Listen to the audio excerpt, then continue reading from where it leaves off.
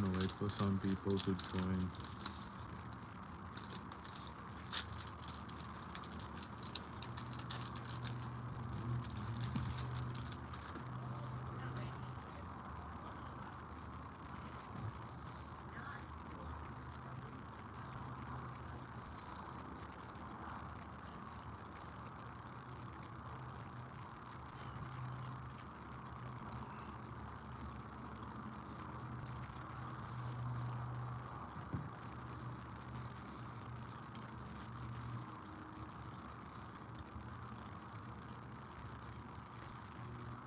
Hello. Yes and no.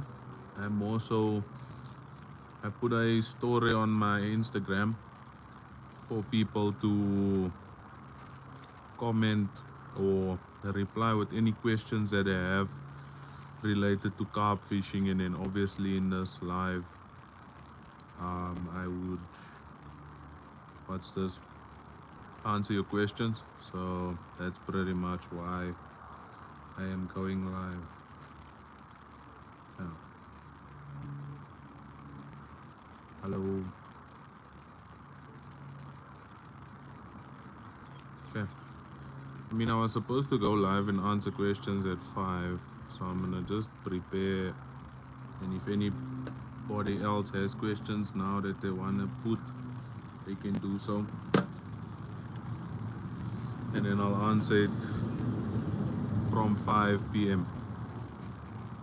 So yeah. Right.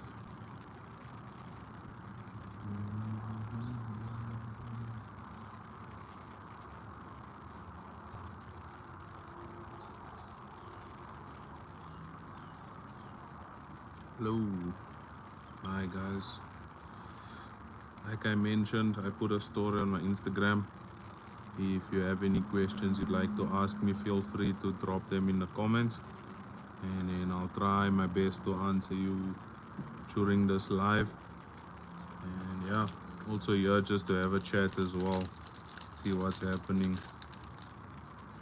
because as some of you guys know, I'm unable to fish right now while I wait for my car to get repaired. So this is my only way of, I guess, giving content to you guys, is asking questions. If you guys have any questions, drop that in the comments. So yeah.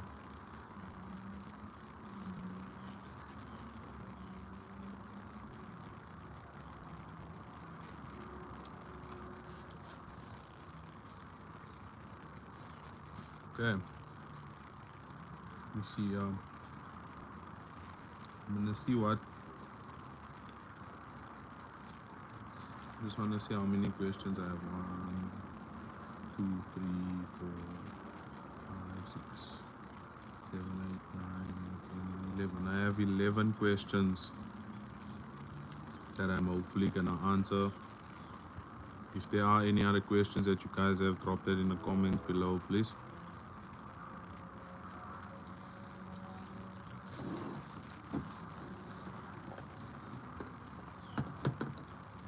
I will also be doing soon. I'll be doing a review video on a set of alarms. I believe it's the NGT. I think it's the Profiler. I haven't seen any reviews on YouTube, so I'll be doing a video on that.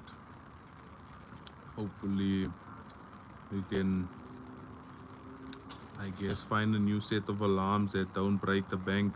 That's the one thing I'm gonna outline with those alarms. I bought them for my dad, but they are very budget friendly, and I mean, it comes with a set of 3 alarms as well as a receiver, which is quite nice. So yeah, that's what I'll be getting into. But okay, let me not take too long. I see there's a few people watching, so I'll start with the first question.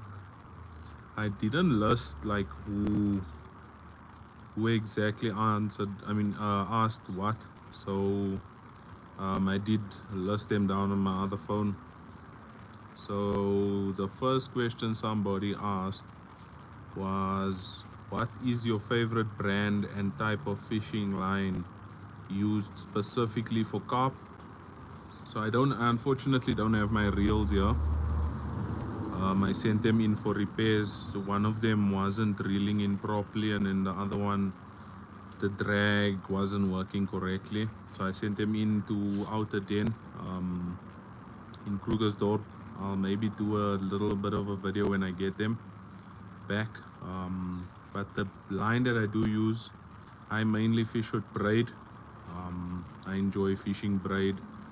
Reason being, there's zero stretch in braid.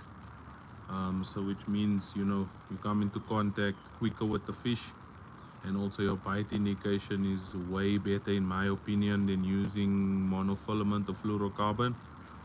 And then also it's great for casting. I have quite a thin braid. I have a 0.25 diameter, a 0.18 diameter fishing braid, which is 25 pound, and then I have a 50 pound shock leader, which is about, I think it's 3 meters, 2 meters, and that's what I fish with. Yo, freshwater thugs, how you doing, bro? Hope you're doing well. Yeah, I seen you, I think you went to Zelpies, if I'm not mistaken, like a few weeks back. Do you have any videos coming out soon or no? Yeah, just let me know. So yeah, as I was saying, I tend to fish braid. I like fishing braid. The only downside I will say, no, there's actually two downsides to fishing with braid that I find. Firstly, sometimes on the odd chance you tend to get wind knots. That's when you're casting and then like it casts somewhere, like in the air it will get a knot, and braid can be a headache to remove knots from. So that's the one downside. And then the other downside I will say is if you are fishing a venue where there's a lot of, like, especially when algae like blooms, it sort of goes to the surface, and then what happens is the algae gets sort of tangled on your line if you're fishing braid. And if you catch a fish, or if you're reeling in your line or your rod, a lot of algae will gather on the eye, on the very last eye of your rod. And obviously it can be very frustrating, especially if you're playing a fish, because obviously you can imagine it gets stuck, and then it can be a bit of a frustration to get that out. So that's why I tend to recommend, if you're fishing a venue where there's a lot of algae or like a sleek in the water, fish like a mono, just because 9 times out of 10 there's a less chance it will get like stuck in that, or the algae will get stuck on your eye because it glides through. So yeah, just working at the moment, no time for fishing, but when I do I will drop a video. Okay, awesome, bro. I'll be looking out for that one. And I see Kellen McKay says hello. Hi Kellen, I hope you're doing well. That video of Zelpies was a long time ago. Okay, I thought it was recent because I've been checking out that venue and I'm interested to go and do a session there. Do you know if there are big fish at Zelpies? I'm assuming not, but you can just let me know.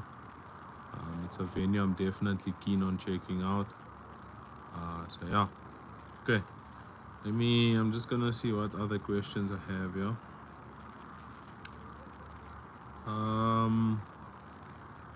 Okay.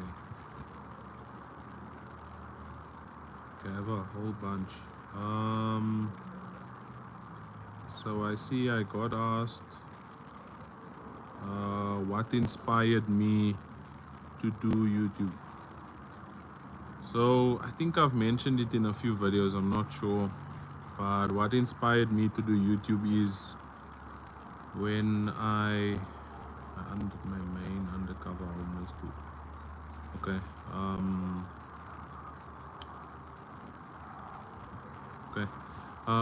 My main reason why I started YouTube is when I started out specimen fishing in South Africa. At the time, it wasn't as big on YouTube as well as like in general. Like there wasn't a lot of knowledge you could find online, if I can say it like that. You'd have to like either know someone that does it, or you'll maybe have to like buy a magazine. Um, like for example, I would go fishing, see people that are doing specimen and try and like find more information out on it, and they were never really too friendly to share that information with me. So my next best bet was go to Google. I went to Google and I came across, I'm sure a lot of you guys know him. His account is now Fish with Carl, but at the time it was Carl and Alex. I came across their YouTube channel, and obviously seeing these guys fish everywhere in the UK, every now and then they would go to the United States of America and they would catch these massive carp. And I decided I wanted to do that as well, and then slowly started learning their tutorials, doing what they were doing. Yes, some of their tactics were working, but a lot of them you had to like switch up, because their style is catered for UK angling, not South African waters, I guess. So I decided, let me pursue fishing. Spoke to a lot of the locals. Actually met SNZ Tackle, Sharaz from SNZ Tackle. He helped me out, and then from there I decided, you know what, I don't want someone getting into carp fishing, specifically specimen carp fishing, to go through what I went through, the struggle of trying to find knowledge and help, practically having to beg people to help you. I didn't want to go through that, so I decided, you know what, let me start a YouTube channel. At first I did it with, there was a few of us. The channel's name was Carp Kings.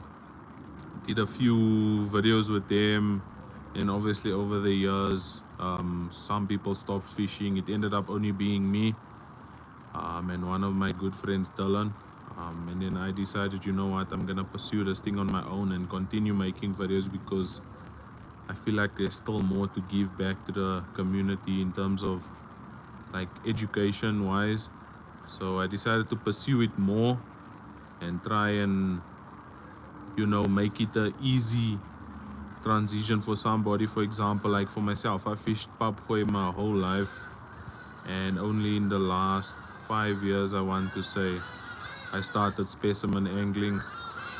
And yeah, I wanted anybody to just go on YouTube and find stuff, especially in South Africa, to try and get a easy transition into it. And that's why I started my channel officially. I think it was 6 months ago, if I'm not mistaken.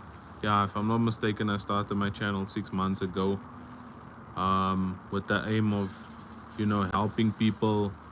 Yeah, and that's basically why, what like inspired me to start a YouTube channel, basically.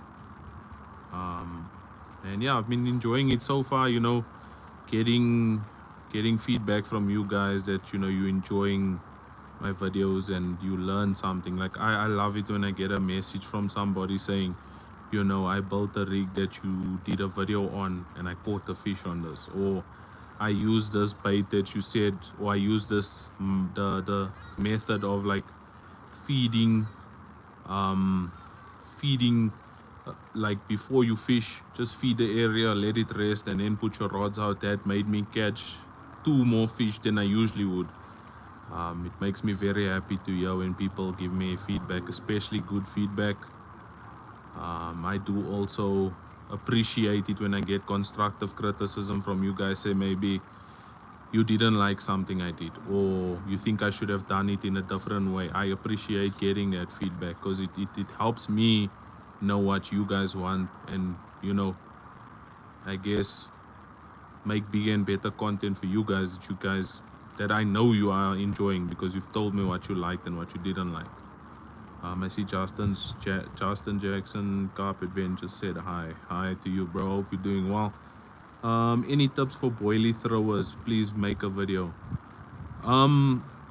Firstly, the one question I'll ask you, FPS wildlife angler, is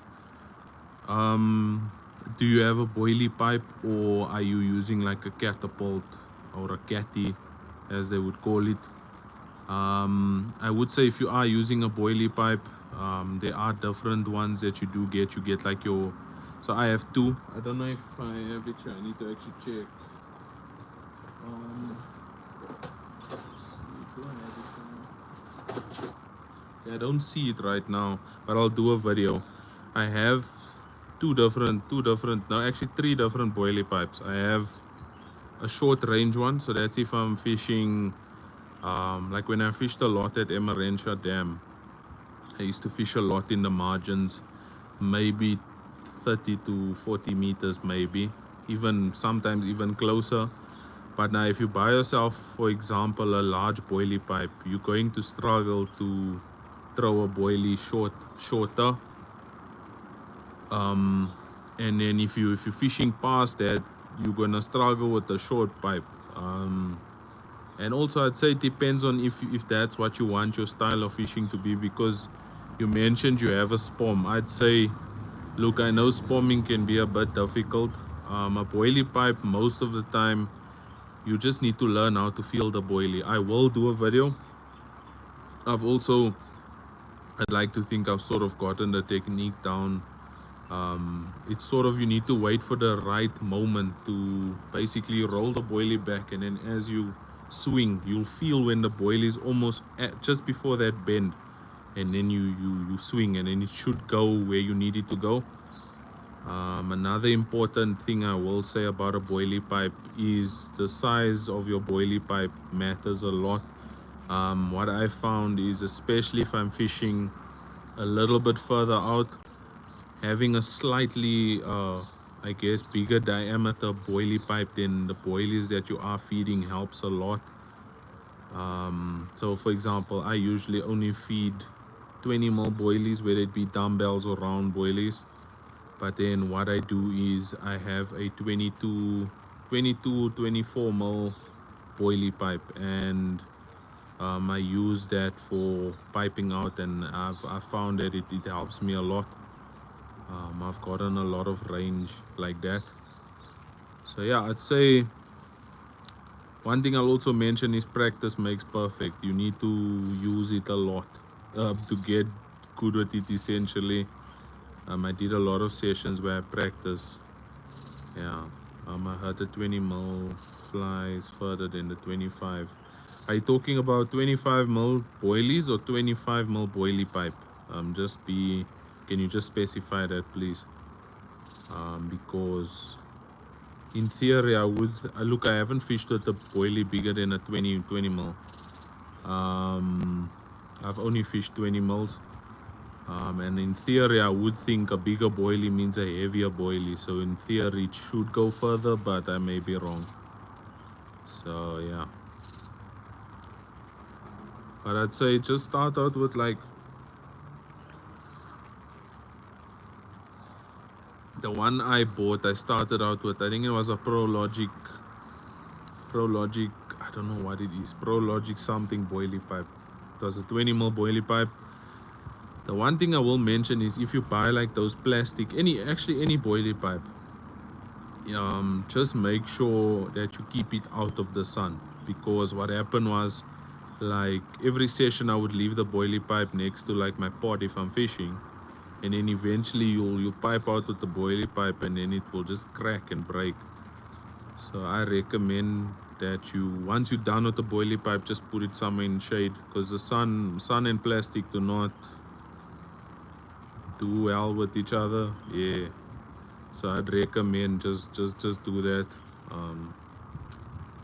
But yeah, let me try and answer another question. Yeah.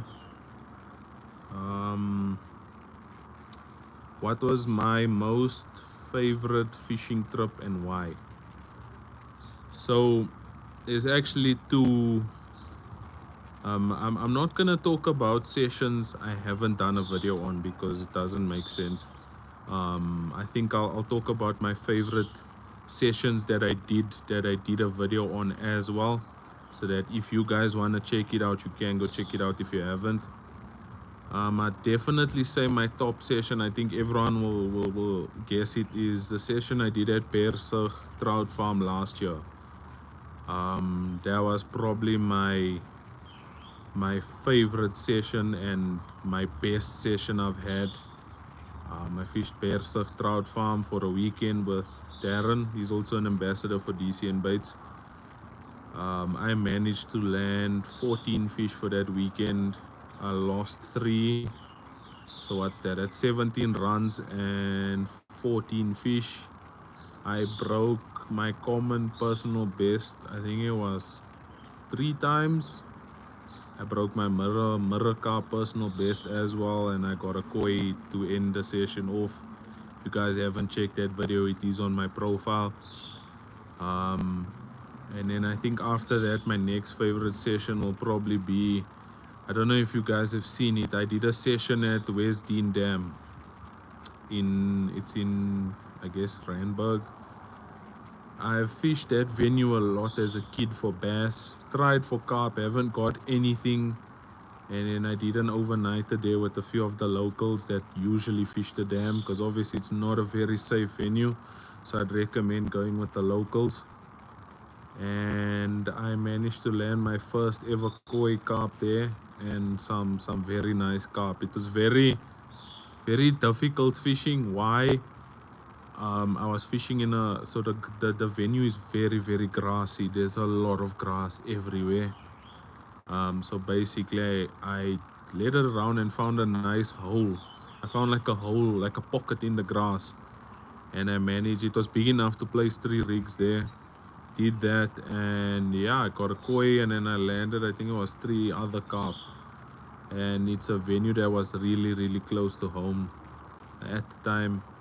So yeah, I went there, and I got some nice fish there.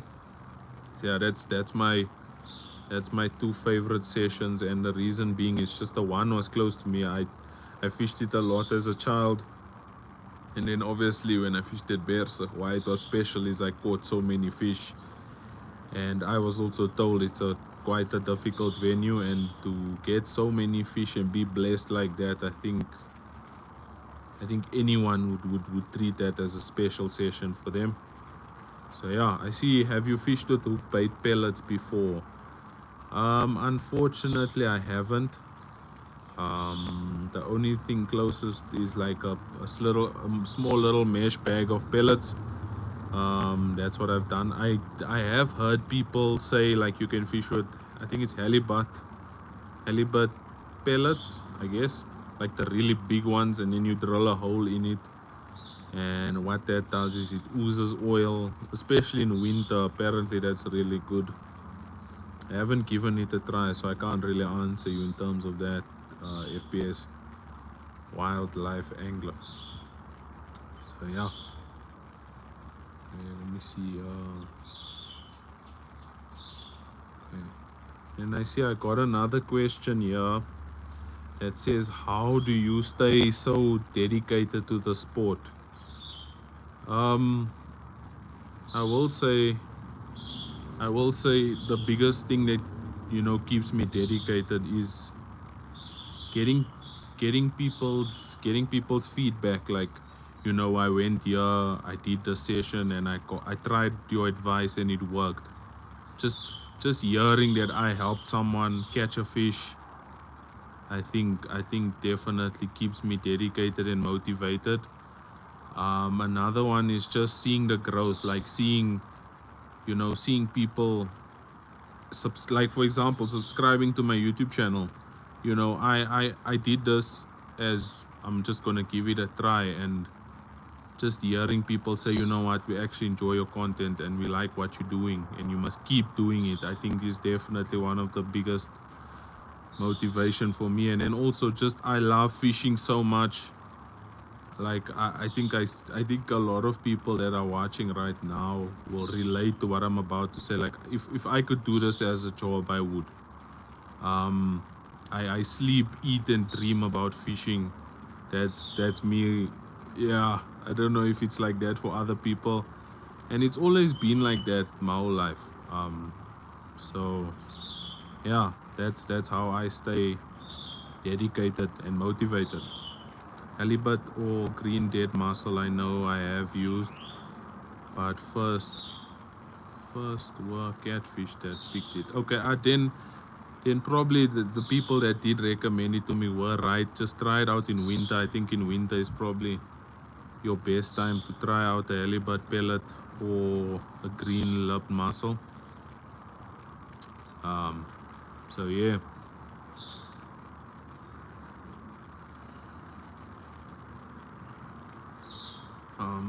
Okay.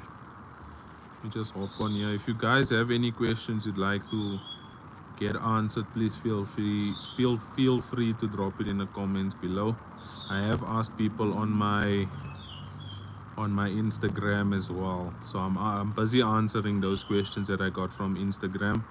But obviously some of you guys don't know I have an Instagram, so feel free to drop it in the comments now, and then I'll try my best to answer it. I see Jan Hendrik Swanepoel asked golf or fishing. Look, I haven't played golf, but I don't think anything will top fishing for me. So definitely I'm choosing fishing. So yeah, although I do think golf will pay more, but I'm not very good, so I don't think I'll go far with golf. Yeah. Okay. Okay. So I see someone asked tips for fishing, for papgooi fishing and fishing with a hair rig. So for papgooi, look, when I did it, what I will recommend is when you fish papgooi, it comes down to the flavor of the day is what I've noticed when I do papgooi. I don't do it anymore, but I'm just trying to help whoever's asking. I don't remember your name. I didn't save names because I'm using my norm. Here's my phone. Yeah, I'm using my phone and I can't access like the questions anymore because it expired. So I saved it while the people sent it. I just forgot to save their names. But the advice I can give you for papgooi is just find the flavor of the venue or the day. You should be good. And then in terms of fishing with the hair rig, especially if you're looking to transition from papgooi to specimen, what I would recommend is if you're fishing, for example, 2 or 3 rods, just take one rod and try a specimen rig, like whether it be a hair rig, a Ronnie spinner rig, I don't know, multi-combi, whatever you want to try. Just try that rod, one rod on a specimen setup at every venue you fish.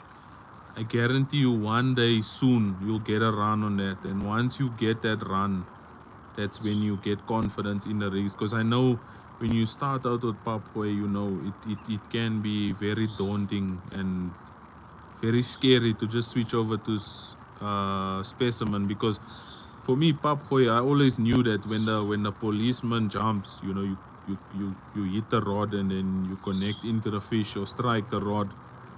And when I did specimen, I could never understand why would the fish hook itself. But after a few tries and after I started getting into fish, then I built my confidence in that, and that's where I'm at right now. And then I have full confidence now in specimen. What is some of your basic things you make to eat while out fishing? If I'm being honest, what I tend to do is I tend to prep food before I go fishing. Sometimes I cook on the bank if it is a long session. I tend to do like, I'll take a cooler box and maybe take like chicken fillets or like a boerewors, and then make boerewors rolls or a sandwich. What I will say is I'm looking to try it out. It's called Carp Easy Meals. Soon I might do a review on them. I'll let you guys know what I think about it, and if I find that there's value in it, I'll obviously let you guys know. This is what I got, whether I liked it or not, and whether I think you guys should try it. But yeah, I find that also another basic thing that you can try for like a meal. You can never go wrong with like noodles.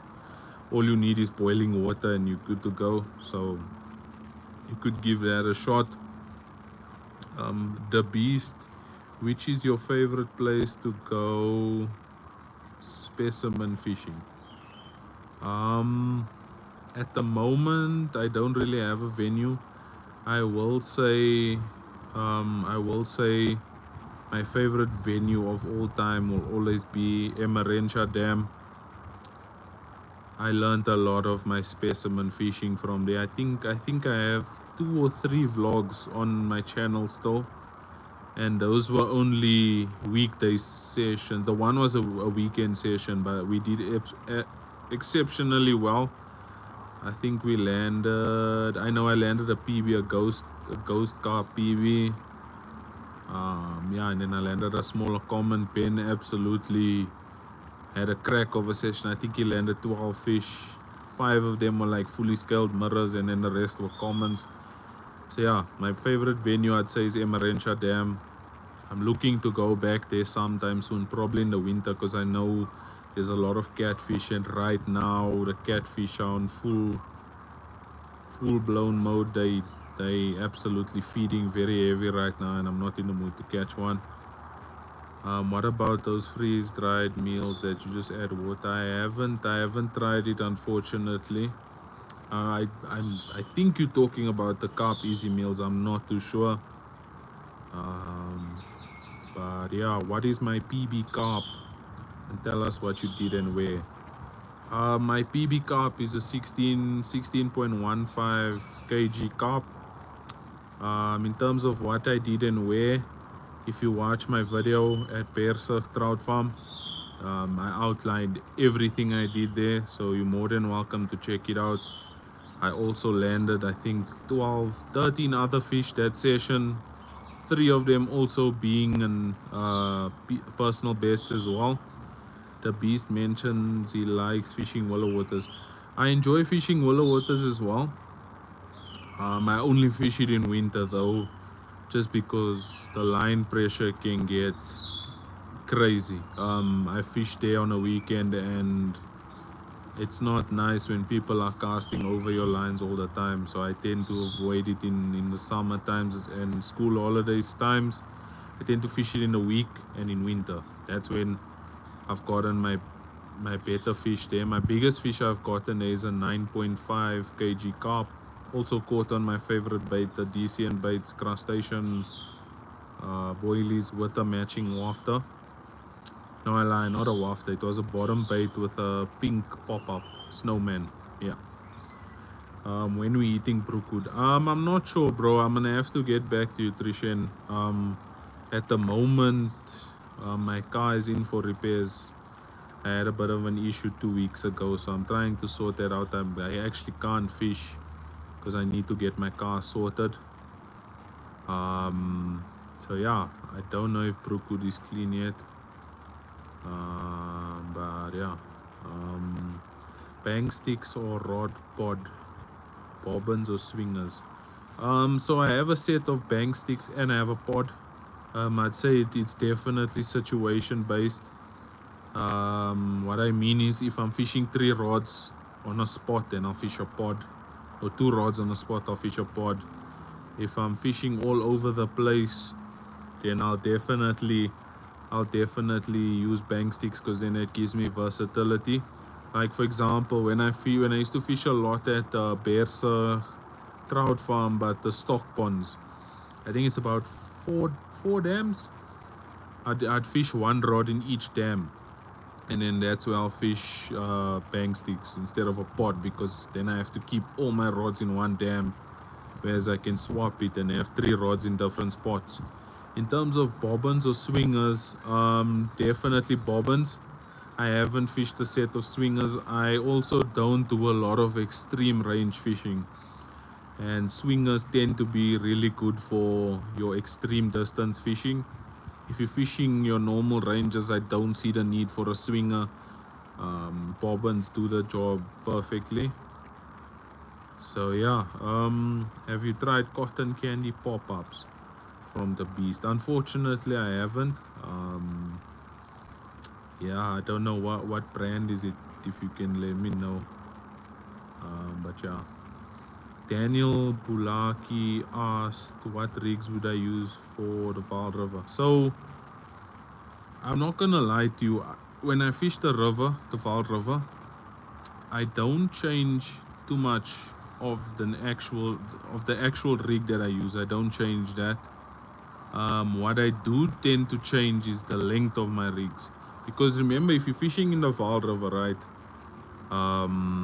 there's obviously a lot of current. What the current is doing is pushing dirt and a whole bunch of other stuff like debris, leaves, plastics at sometimes.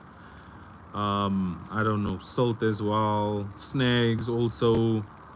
So what happens is all this dirt and debris tends to gather up on your line and your lead.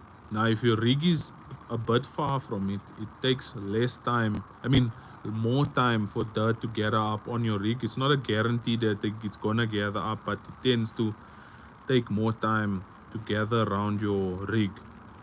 So I tend to just fish like maybe 3 to 4 centimeters more than what I fish. What I tend to fish is I tend to generally fish a longer rig. I can show you the rigs quickly. Okay. I normally either fish a multi-combi or a spinner rig, because sometimes I'll try a hinge stuff rig, but it's very rare that I go for one of those. Okay, I'm just taking the rigs out, just give me a moment. Okay, let me just, so you were asking about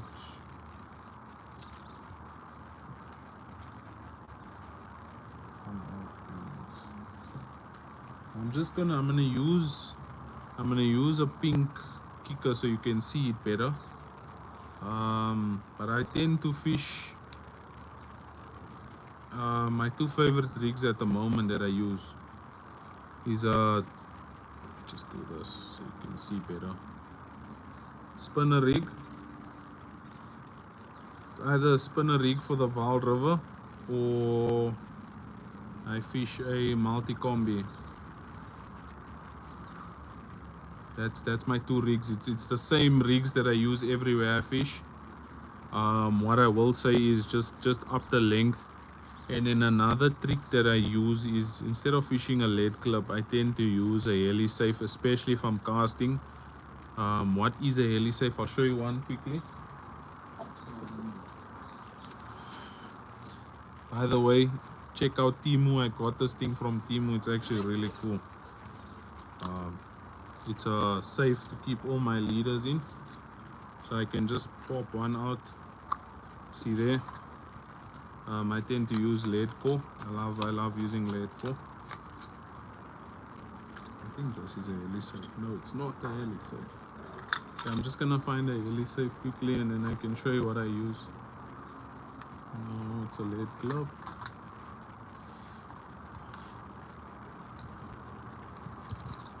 And then in terms of like the brands and stuff I use, the heli safe is a Koda. It's a Koda heli safe.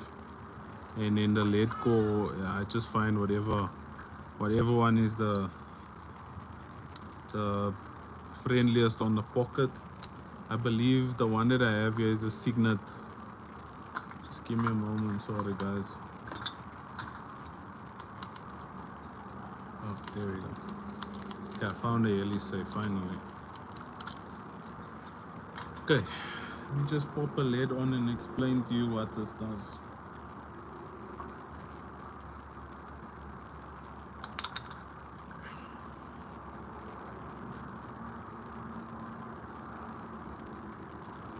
Okay, so this is a heli safe. Just excuse the fishing line that's on the lead. It's an old one. This is the heli safe. And then the nice thing is, if I connect my rig, you see the swivel that's here. Your rig connects to the swivel, and then when you cast, your rig can slide freely up and down your lead core. What that helps with, especially if you're fishing in the river,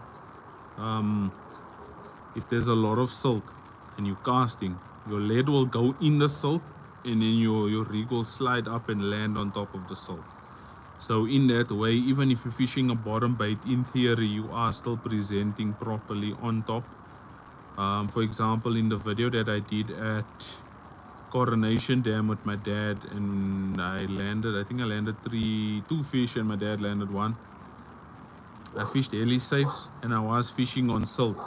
And then I was fishing a snowman, a bottom bait, and I still picked up fish in the silt. So if anything, I am a testament that it does work. So yeah. I make baits, and making those flavors don't work so well. Rather go with natural flavors. Okay. I mean, I haven't made any bait. I use, like I said, I use DCN bait stuff, and a lot of their flavors are natural stuff. So yeah. Speaking of DCN bait stuff, I think I got a question. Yeah. What's your top 3 DCN products? So the one I don't have here right now, I don't have bait I've ordered. I need to actually collect my order. Is DCN baits, crustacean boilies. That is probably my favorite, one of my favorite stuff from them. Another one, let me just find it quickly. Actually 2. Let me just find it. I think it's this. Yeah. It's also DCN baits, crustacean crusted wafters. As you can see, they have sort of a layer of crust. As I mentioned in my video, it breaks down. I've landed a lot of fish on this bait, so I believe it works. And then an honorable mention is DCN baits coconut pop-ups as well. I've taken it pretty much almost everywhere, and they work absolutely well. They smell, if you can imagine, tennis biscuits, the baker's tennis biscuits. That's what these coconut pop-ups smell like. It's absolutely amazing. So yeah, that's my top 3 products from DCN baits.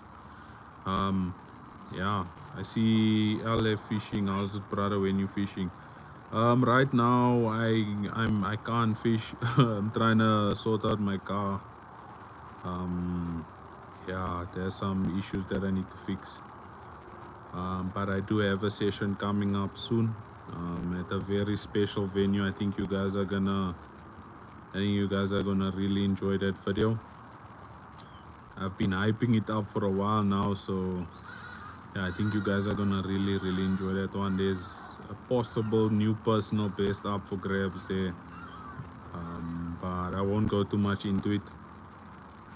So yeah, you'll find out about the venue when I fish. But yeah, let me continue with the questions. Okay. Yeah, no problem, Luan. I obviously know it's you. Yeah, no problem. Let me see.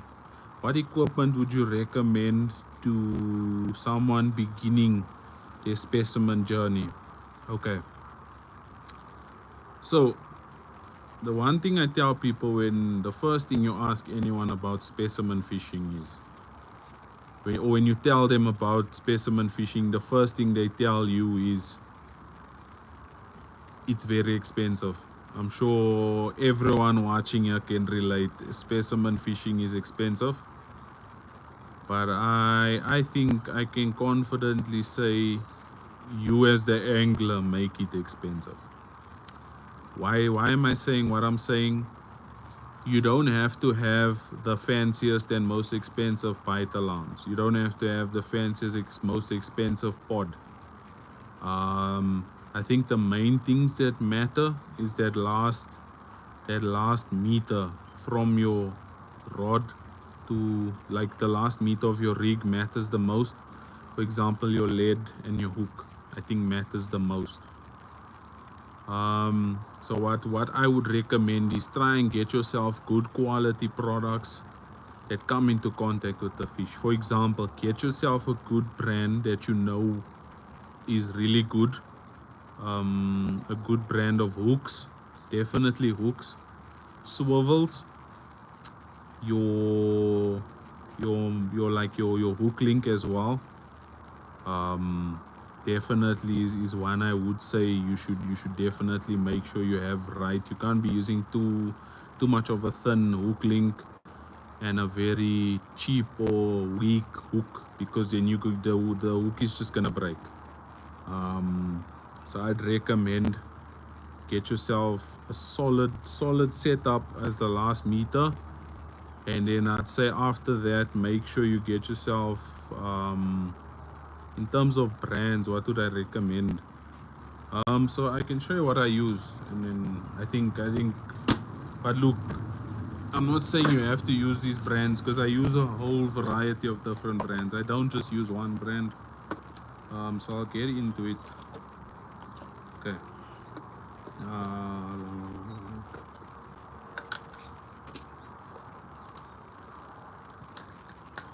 I don't have everything here.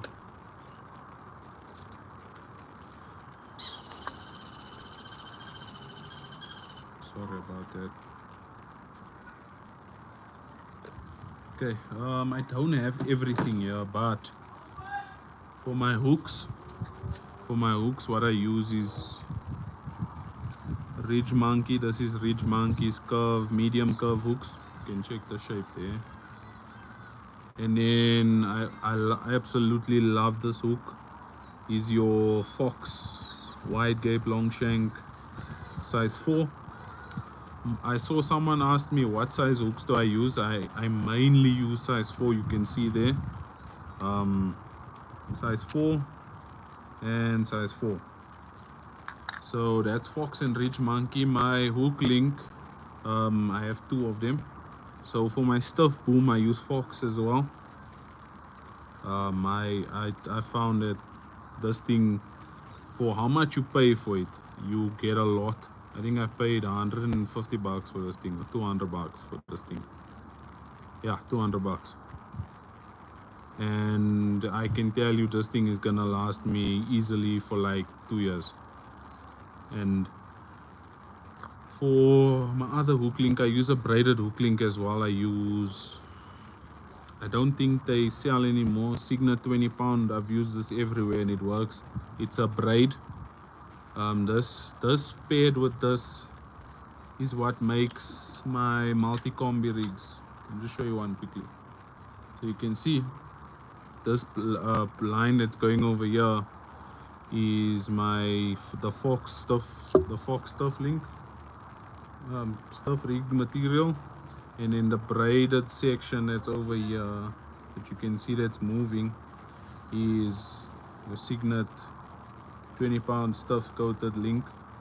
What I did was I stripped it back just to get it softer. If you can see there, it moves easily. For lead clips, I use Koda's lead clips, and then lead core. I think I have my lead core here. Yeah, I have my lead core here. Lead core, I also use Signet 45 pound Signet lead core. So yeah, I don't exclusively use one brand. I use a mixture of different brands. I just find that it works for me. You'll find, I'm not saying use what I use.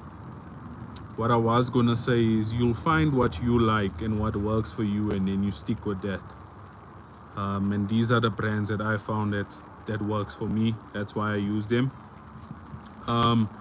Going from there, I'd say a good mainline. What I would recommend is anything 15 pound upwards. I'd say you could. I think you are risking it if you go less than 15 pounds breaking strain on mainline for sure. Just reason being, if a fish gets into a snag, that type of thing, you know, you're more likely to lose the fish, and especially as a beginner, it's more likely to happen. For example, breaking off as well, that type of thing. And then I'll move on to rods. I'd recommend, it depends what you're going for. If you're going for like fishing your smaller venues, stay with a 10-foot rod. If you are looking to cast a bit further out, I'm talking 70, 80 meters, maybe even further, then I'll definitely recommend a 12-foot, maybe a 13-foot if you can, for the extra long range. And then anything with a 3 to 3.5 pound test curve, you should be good. Beginner friendly rods I would recommend is definitely Okuma. Okuma is a good brand. You could check their custom black or even their 8K specimen rods. They're not too badly priced. Daiwa as well. I think the Black Widow is also not too badly priced, so maybe you could check that out as well. And then going into reels, look, it is a bit of a preference when it comes to reels, but I would say any reel that has a big butt, you should be good. And in my opinion, it needs to have the top drag. I don't feel comfortable fishing with bait runner reels. I think there's a higher chance you'll get a hook pull with that, because you need to always be flicking a switch to switch between your bait runner drag and your normal drag. I may be wrong. So yeah, I would recommend anything with a top drag and a big butt reel. You should be good. I personally fish with the Okuma Inception 6000s. I got them when I started specimen fishing, and I still have them. They've only recently been giving me issues. That's why I said I sent them in for repairs at Outer Den. So yeah, and then I think that's it in terms of a setup. And then a decent, you don't need to buy the most expensive bite alarms like I mentioned. Same with a pod or bang stick setup. Just anything that makes a noise when you get a run, and anything that what's this?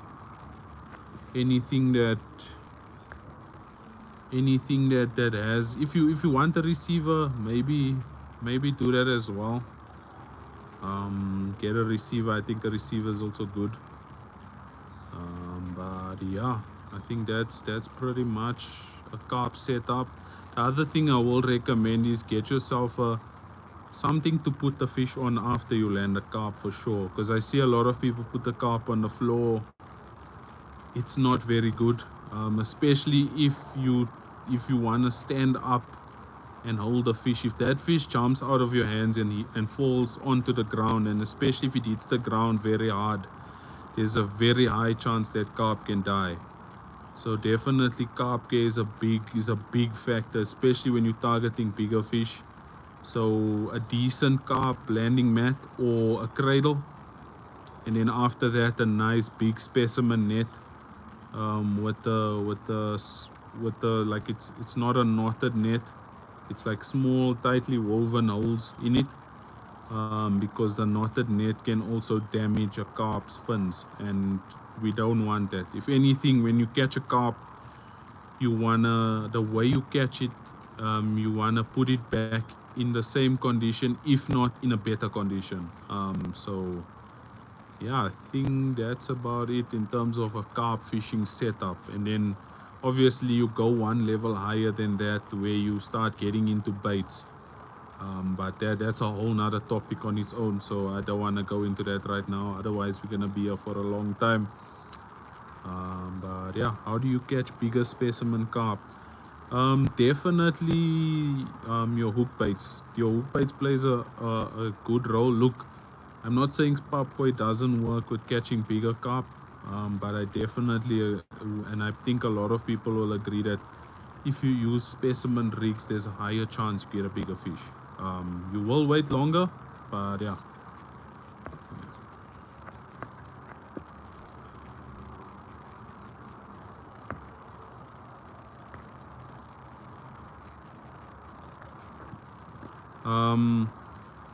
So yeah, and then I see what's up, dude. Firstly, well done on smashing Coronation. What do you prefer, Park Lakes or Wild Waters?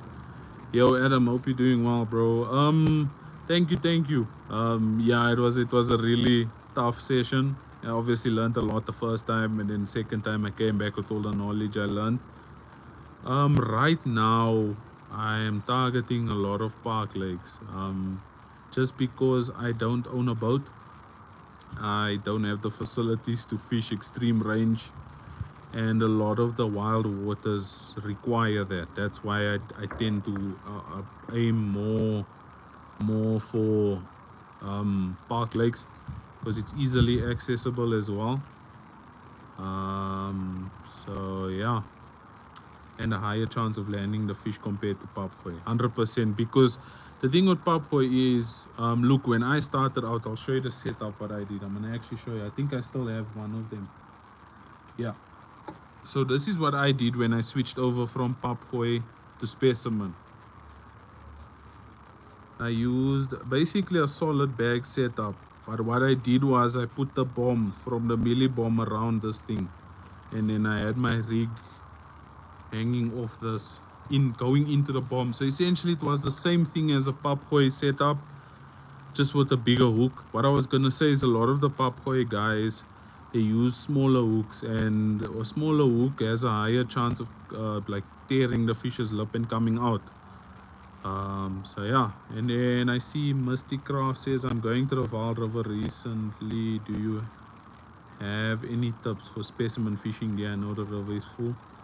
What I would say is I had a lot of success at the Vaal River with either a stack of fake maize, yellow or white, or a tiger nut with a fake maize on top.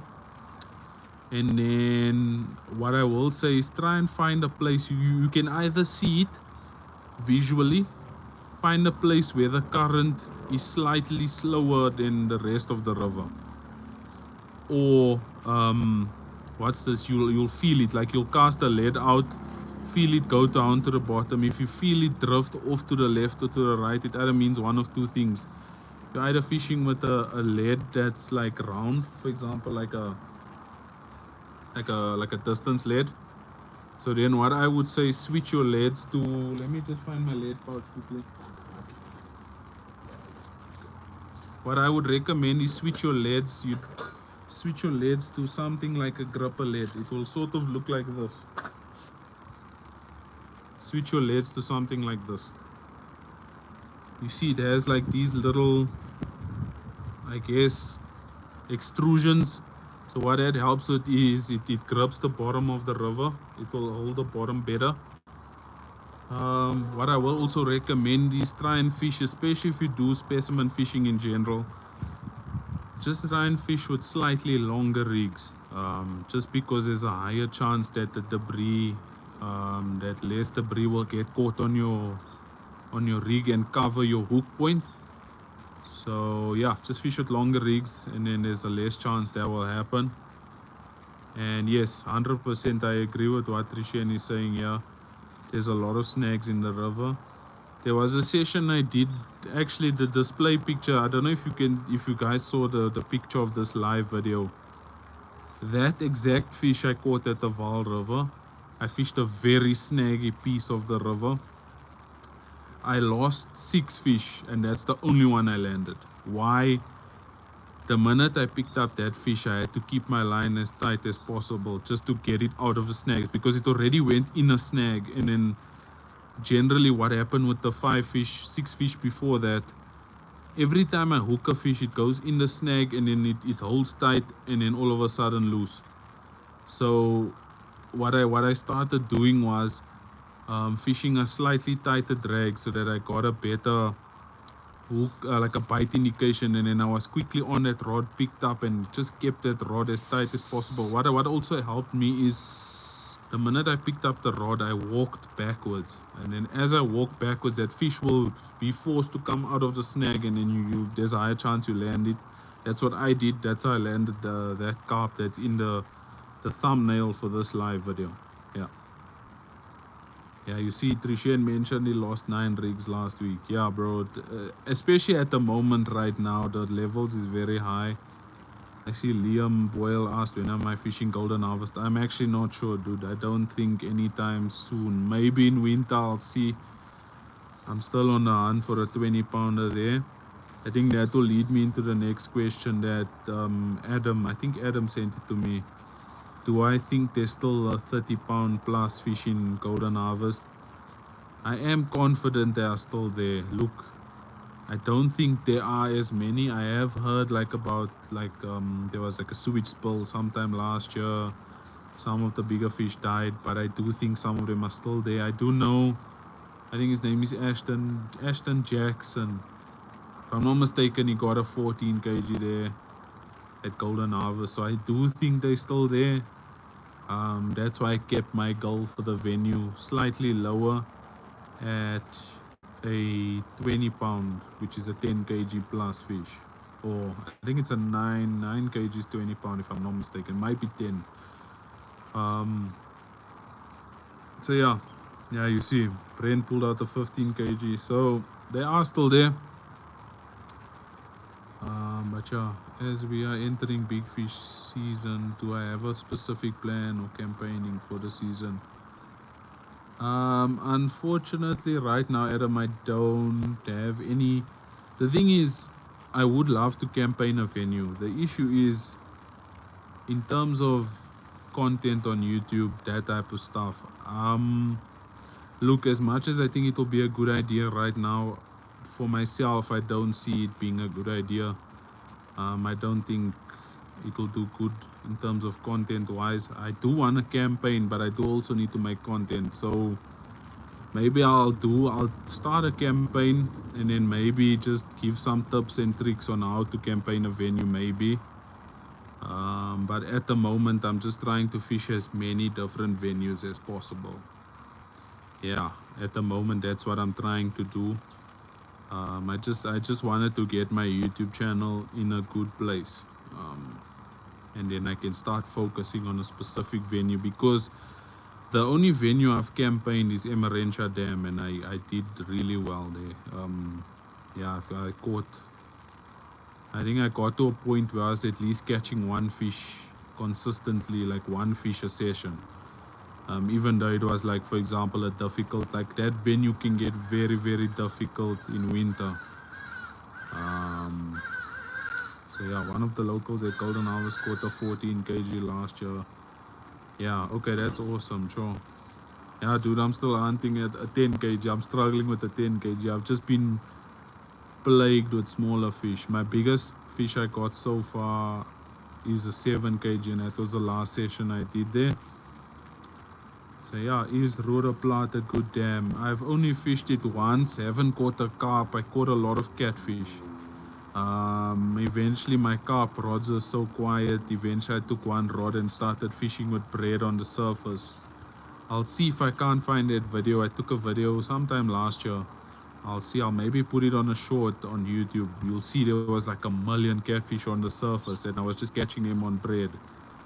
So I'll maybe put that video out as a short, and then you can check it out. Yeah, I do know people have caught some nice carp there, but I personally haven't caught any carp there. So yeah, I definitely want to check out Reedflay as well. I saw Reedflay did some nice fish recently. Especially I want to get some practice in with like long range fishing, like casting, especially casting. I want to get a nice fish there casting. I think it will be a very hard challenge to beat, but I think if I get something, it's gonna be a nice fish. Yeah. Campaign Brookwood produced a lot of fish, smallest 4 to 3 kg and bigger 7 to 8. Had some power sessions catching 5. Okay, awesome. I do want to do a video there as well, just to help some people out. I think it's a cool venue as well. Unfortunately, my coffee is cooked, so I need to just drink it.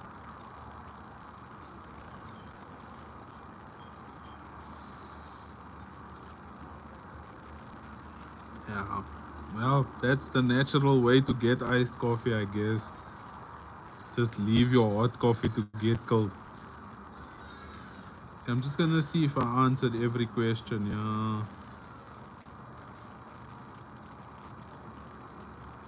I see someone asked, what size hooks do I use for specimen carp fishing, especially on a venue like Persa? Like I mentioned before, I mainly use size 4 hooks. The only time I'll change to a size 6 is if I'm fishing a hinge stuff rig, because you need a small hook for that pop-up. So I use a size 6 for a hinge stuff rig, and then for my normal carp fishing I use a size 4. Wide gape long shank from Fox, and then also medium Let me just open this thing so I can show you what it looks like. Just like that. A medium curve. Yeah. I haven't tried a quarter crank. I tried something similar. It was a Signet. I don't remember. And I can vouch that kind of shape works well. I don't know if it works well for a multi-combi rig. I do know for pop-ups on a spinner that thing works nicely. A quarter crank X. Yeah, I used to use a lot of quarter stuff. I think once I had a hook bend open on me and then I just stopped. I do use the Kamakuras though. That's a nice. Those are nice hooks. But then again, I might have used just a normal quarter hook, not the X, which means it's when I add an X, it means it's a slightly thicker metal. So yeah. Yeah. Is there any other questions you guys have for me, or no? Just let me know in the comments. I think I answered everyone's questions. Let me just look here. I just want to look at the comments quickly.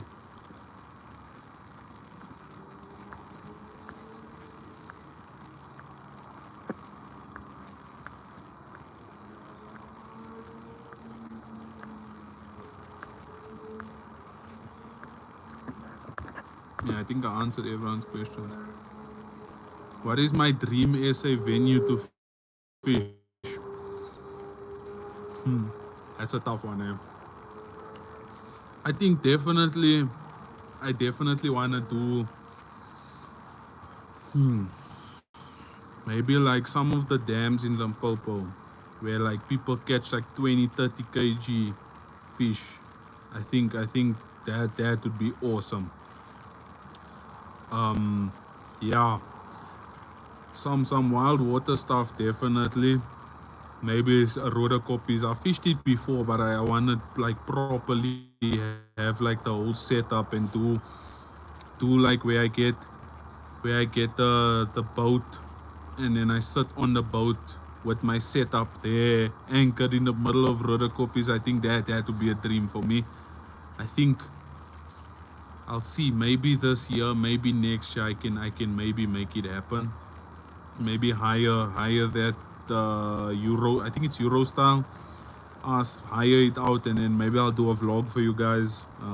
I'll have to see. It's gonna be a lot of planning from my side. Yeah, I mean, look, dude, when I went there the first time, literally in the margin where I was fishing, there was a croc chilling there. And look, I'd say as long as you just are safe with what you do, I think you should be safe.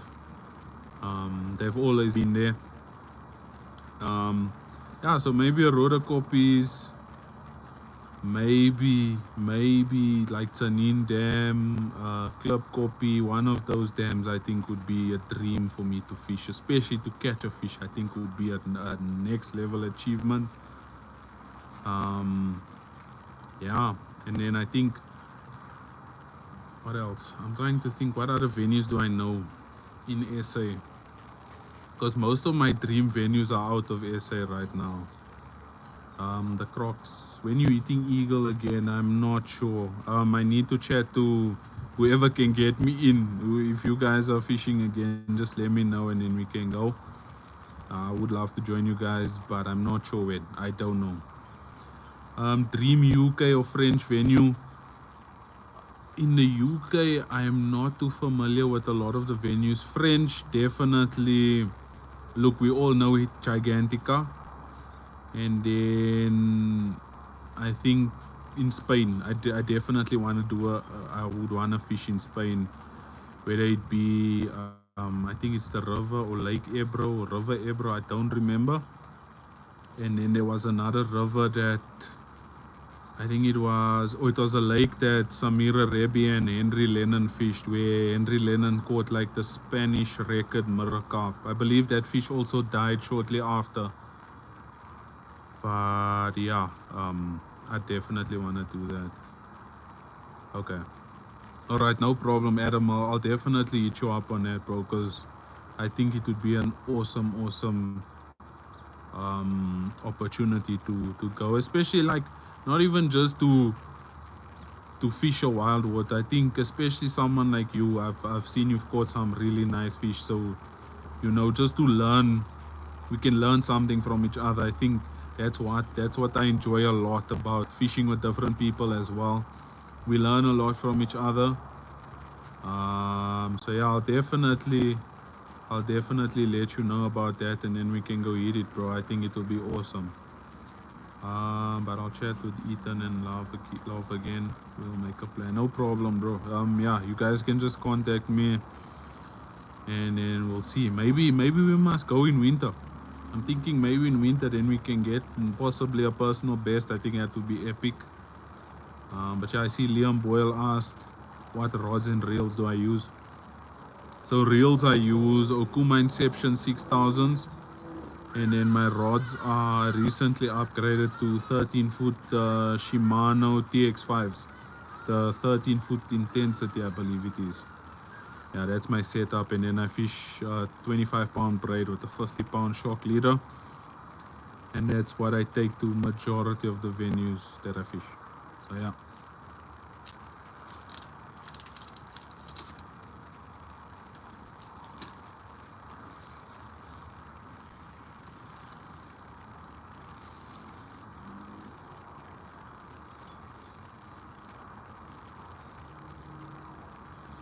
Yeah, I think I've answered all of you guys' questions. Oh, okay. I see someone asked you. Someone asked me, do you prefer to keep your line tight or slack when resting your rod on your pod? So most of the time, I don't fish slack lines. I've never needed to fish slack lines. What I do is, especially when I fished Bersa, I fished with a backlet. Everywhere I fish with backlets. Why? I usually fish with braid, and if you fished with braid before, you'll know that braid floats.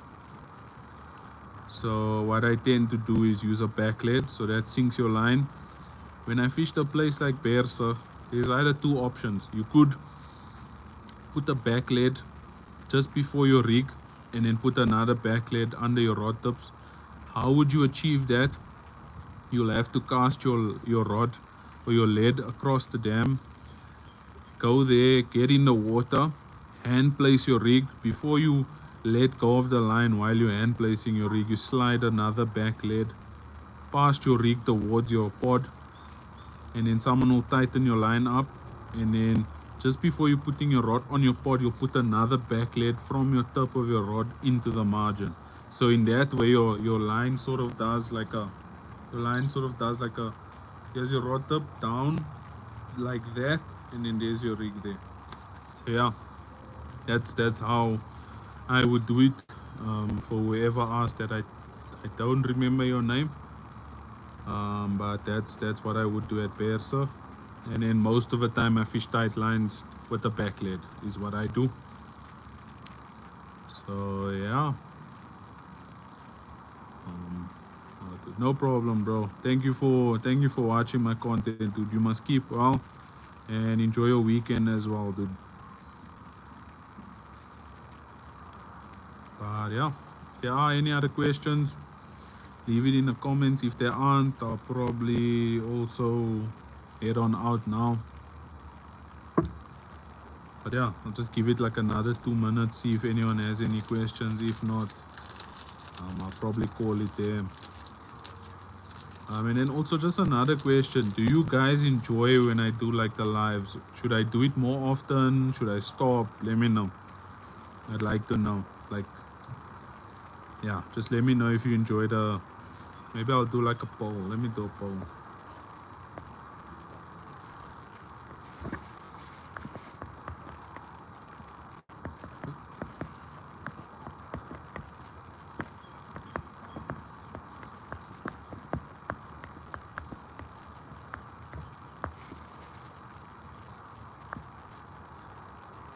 Did it work? 100%. Thank you for answering my questions too.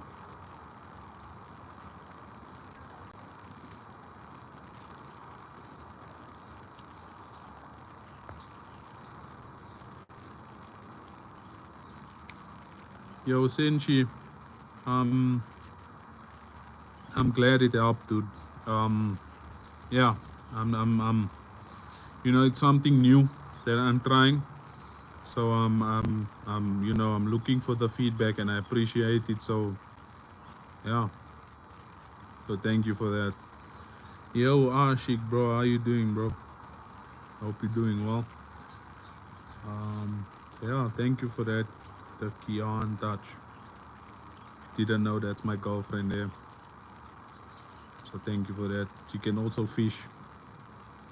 I think there's a session with, yeah, we did at Golden Harvest. She absolutely, yeah, made me look like I don't know what I'm doing. But anyway, it's cool though. I guess that's what fishing's about, eh? But yeah.